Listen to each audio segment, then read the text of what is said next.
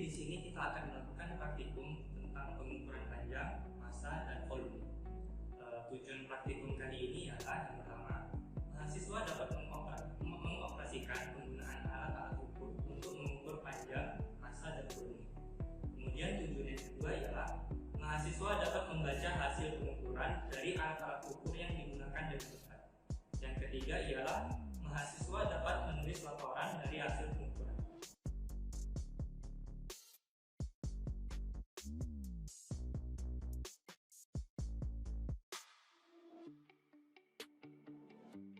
Oke, mari kita mulai praktikum. Sebelum memulai praktikum, mari kita ketahui bagian-bagian dari alat ukur jangka sorong ini. Yang pertama itu ada rahang tetap, kemudian rahang geser, skala nonius, skala utama yang berada di tengah, kemudian tangkai pengukur kedalaman. Baiklah, mari kita melakukan praktikum. Yang pertama, kita harus mengetahui cara menggunakan jangka sorong ini. Pegang jangka sorong seperti ini menggunakan satu tangan. Kemudian untuk menggeser, gunakanlah jempol seperti ini. Kemudian kalau untuk mengunci, gunakan jari telunjuk. Ya. Nah, sekarang mari kita ukur gelas ukur ini.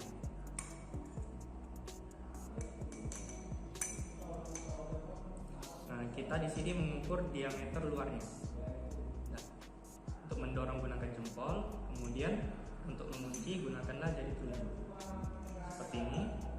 Nah, setelah terkunci kuat, lalu kita melihat skala utama yang di sini, kemudian skala noniusnya.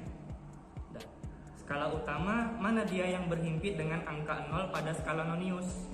Ini skala 0 pada skala nonius. Nah, di sini kan kita lihat 5,1 ya kan, yang berhimpit dengan 0.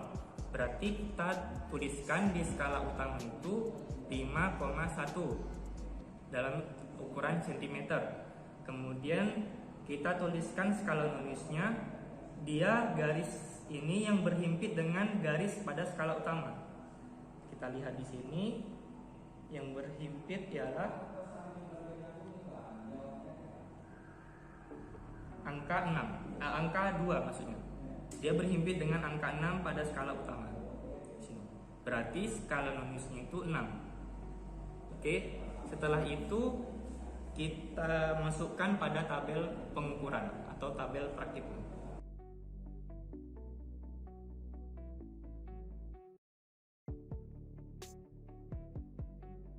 Nah, kemudian kita lakukan pengukuran yang kedua.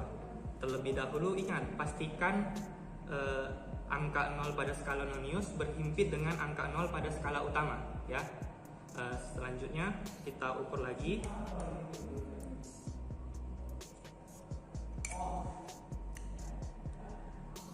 Seperti ini. Lalu kita lihat hasil pengukurannya.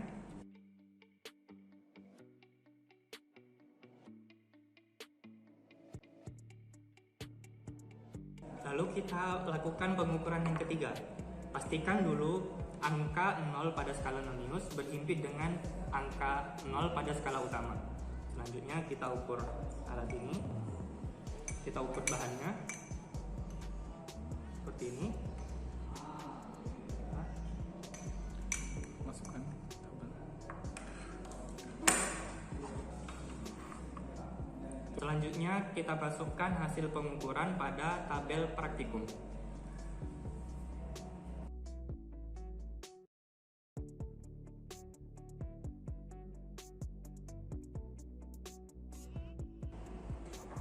Baik, mari kita lakukan pengukuran diameter dalam.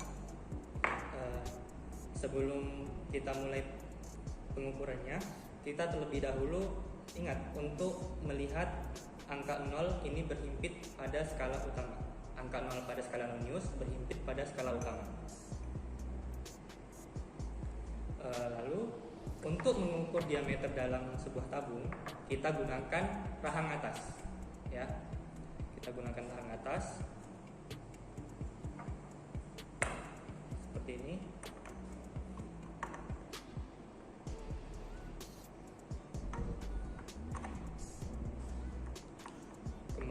dikunci. Lalu lihat hasil pengukurannya. Catat pada tabel praktikum.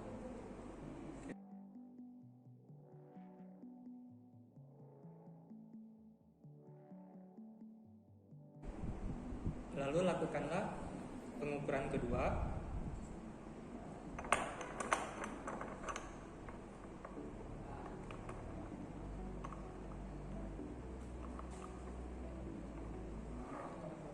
Kemudian lihat hasil pengukuran.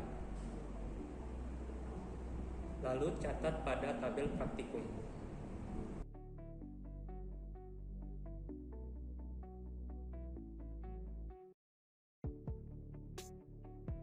Lalu lakukanlah praktikum pengukuran yang ketiga.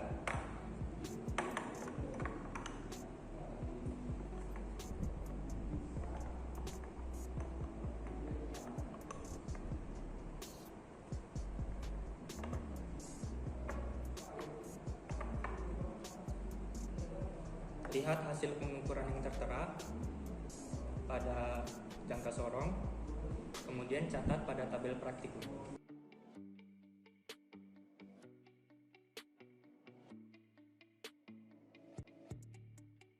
Lalu kita lakukan pengukuran kedalaman.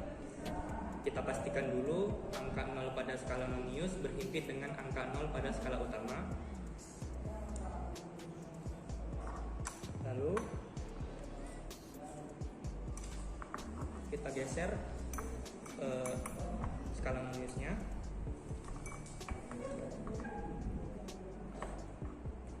Seperti ini. Kita kunci. Kemudian kita lihat hasil pengukurannya.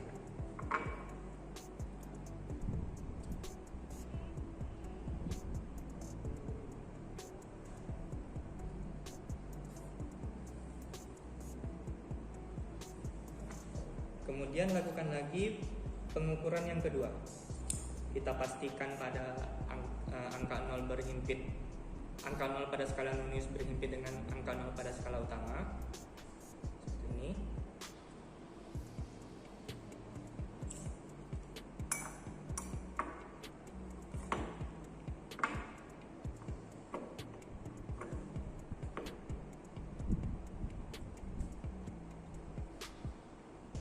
Kunci setelah melakukan pengukuran. Kemudian lihat hasil pengukurannya.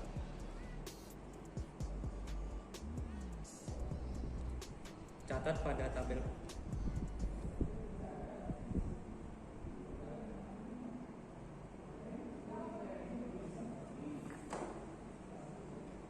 Kemudian kita lakukan pengukuran yang ketiga.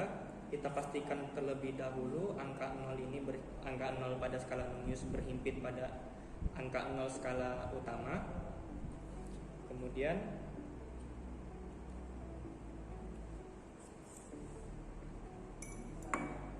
ini kita lakukan pengukuran. Jangan lupa dikunci. Nah, setelah dikunci, kita lihat hasil pengukurannya.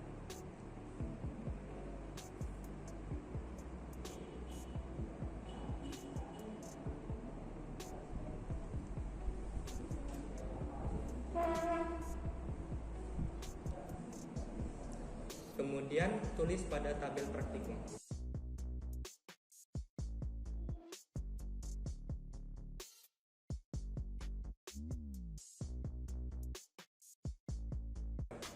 Baik, mari kita lanjutkan praktikum yang kedua, yaitu micrometer scope.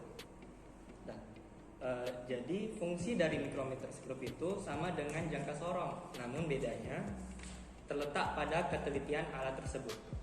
Selain itu, micrometer scope ini kita tidak bisa mengukur kedalaman ataupun diameter luar dari suatu benda.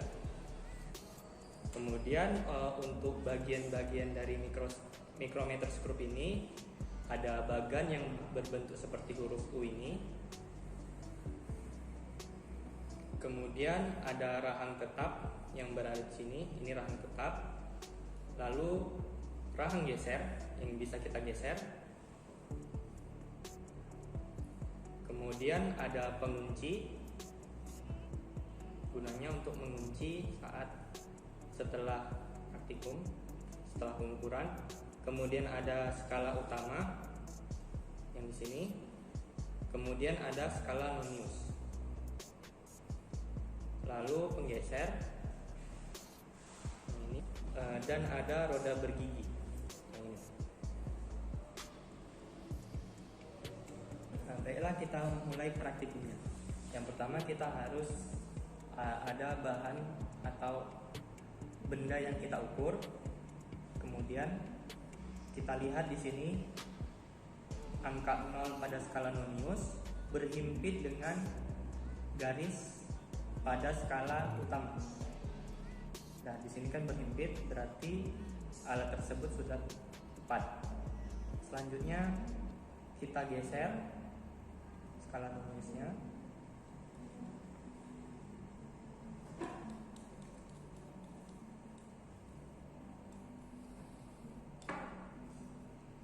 Lalu kita letakkan benda yang ingin kita ukur seperti ini. Lalu kita geserkan. Setelah dekat kita gunakan roda bergigi. Nah.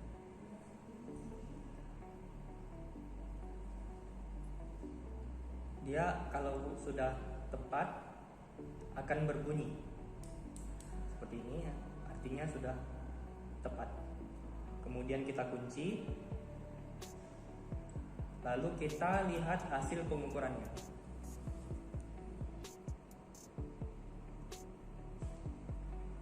Tuliskan pada tabel praktikum. Kemudian kita lakukan pengukuran yang kedua. Kita lihat dulu di sini apakah skala utama dan skala noniusnya sudah tepat. Nih, kita lihat nolnya sudah tepat. Kemudian kita geser. Setelah itu letakkan benda yang akan kita ukur. Kita gunakan roda bergigi. Kan bunyi, ya kan? Lalu kunci. Setelah itu kita lihat hasil pengukurannya.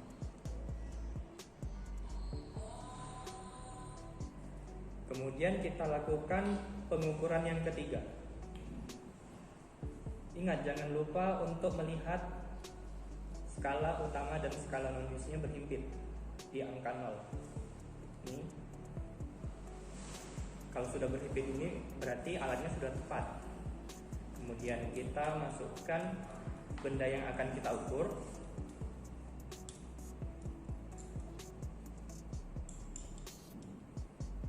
Kita geser. Setelah dekat kita gunakan roda bergigi.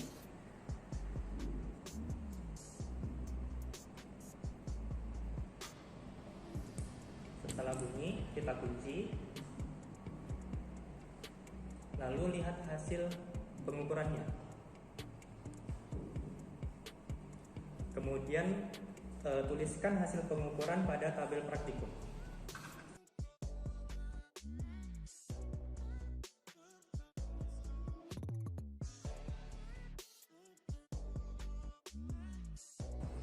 Baiklah, di sini kita akan mulai praktikum kita yang ketiga, yaitu pengukuran massa. Di sini kita menggunakan neraca OAS 3 lengan. Bagian-bagiannya yaitu yang pertama ada piringan untuk tempat menaruh beban, kemudian ada tombol kalibrasi, kemudian ada anting atau pemberat ini, kemudian ada lengan neraca yang ada angkanya, kemudian ada titik 0 atau keseimbangan yang di sini. Kita lihat garis yang ini, dia berhimpit dengan titik 0 atau keseimbangan yang berada di tengah ini. Setelah itu mari kita mulai praktikum. Kita lihat di sini ada beban sebesar 200 gram.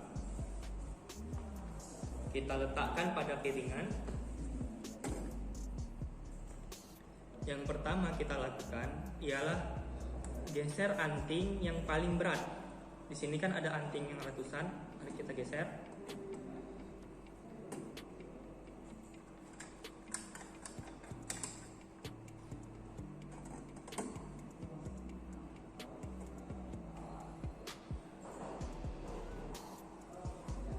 Kita lihat di sini, apakah garis yang ini sudah tepat pada titik nol yang ini, titik nol kesetimbangan.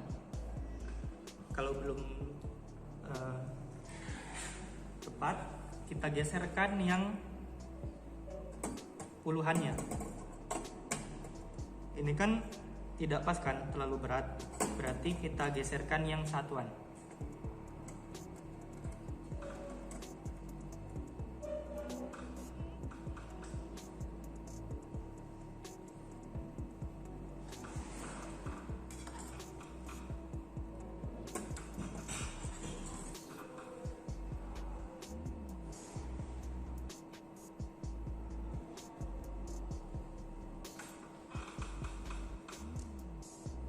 Belum pas ya kan, kita geserkan sedikit.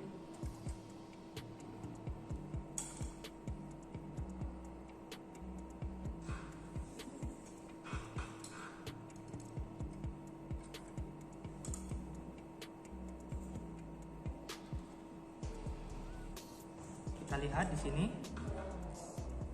hasilnya.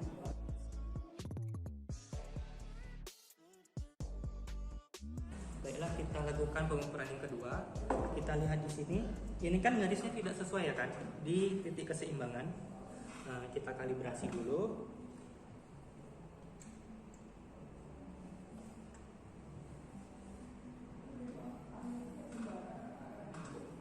Ini.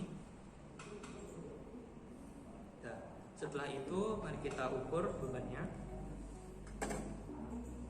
Yang pertama kita geser itu yang paling besar.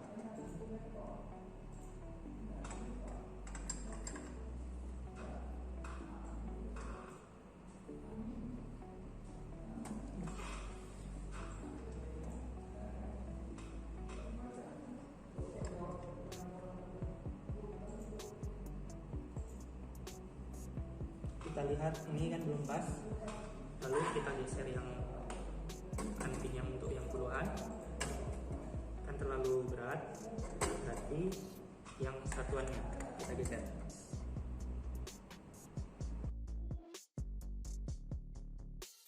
Lalu kita lakukan praktikum yang ketiga. Kita lihat dulu garis yang ini berhimpit dengan titik nol keseimbangan. Dia sudah berhimpit. Lalu kita letakkan beban. Selanjutnya kita geser anting yang paling besar.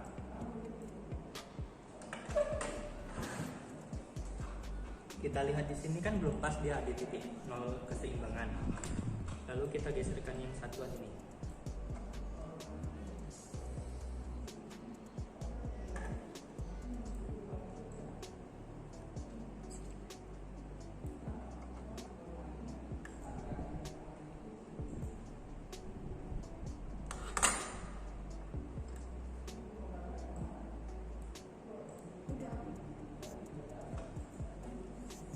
Lihat hasil pengukurannya.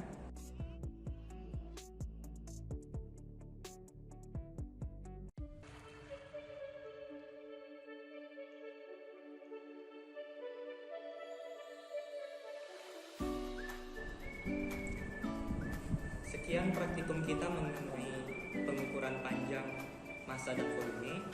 Jangan lupa susun laporan data hasil pengamatan, kemudian hasil pengukuran berulang serta persen kesalahannya, lalu hitung volume gelas ukur dan volume gula yang kita ukur tadi, serta kerjakan tugas setelah praktikum yang terdapat pada penuntun praktikum. Sekian. Assalamualaikum warahmatullahi wabarakatuh.